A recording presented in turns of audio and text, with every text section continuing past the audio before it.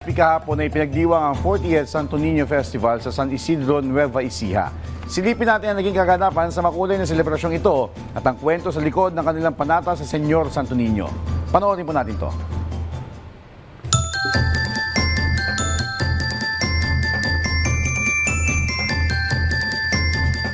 Bukod sa kapistahan ng mahal na poong Jesus Nazareno, isa rin sa mga ipinagdiriwang ngayong buwan ng Enero ang kapistahan para parangalan at pasalamatan ang mga biyaya mula sa Senyor Santo Niño na nagsimula pa noong taong 1521.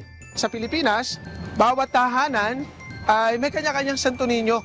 At siguro, ito yung nagbunsod dito sa parokya ni San Isidro para ang bawat mananampalataya ay magkaroon ng debosyon sa Santo Niño. Sa San Isidro, Nueva Ecija, ang mga imahen ng Batang Jesus ay ipinuprosesyon kasabay ng Santo Niño Festival. Nagsimula ito dahil sa pananampalataya at pasasalamat ng isang pamilya na nakaranas ng milagro ng Santo Niño. Ang sakit ko, garin-barin. 1 in a million. Nag-usap sila ng doktora. Di tinignan na ganyan. Nag-iyakan na sila. Natakot na ako. Sabi ko, ano kaya nangyari? Eh yung Santo Niño, pagka may sakit sa amin, dinadala namin sa ospital, ganyan. Pagkatapos noon,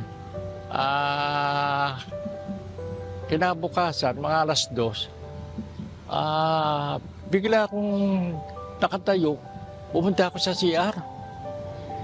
Pero nakita ko siya talaga. Niyakap ko siya talaga, niyakap ko. Parang pumasok sa katawan ko. Sabi ko, Santo Niño, tulungan niyo ako. Kaya yung mother ko, parang nagpanata siya na magkuha kami. Doon nag-umpisa itong aming Santo Niño ng San Isidro. Hindi lamang siya ang nakaranas ng himala mula sa poon, maging ang kanyang kapatid ay dumaan din sa matinding pagsubok sa kalusugan. Yung isang kapatid ko, di nagtatracking siya noon. Nasa Bicol, may bagyo noon. Kasi ang mama ko talagang madasalin. Ang ginawa niya, dasal siya ng dasal kay Santo Niño. Mahal po Santo Niño, sana makaano yung anak ko, makabalik.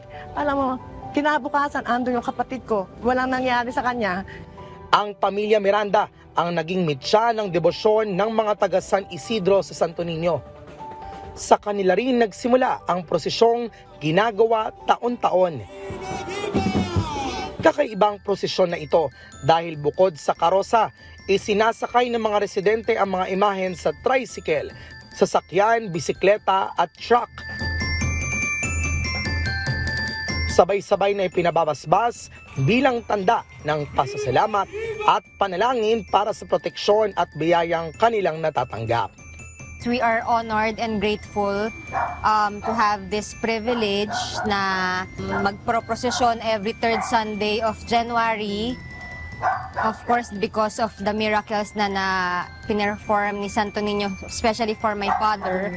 Bilang susunod po na generation, kami na po talaga magpapatuloy nitong aming nakagisnan, panata po namin. So ipagpapatuloy po namin sa abot na aming makakaya. Viva Santo Niño!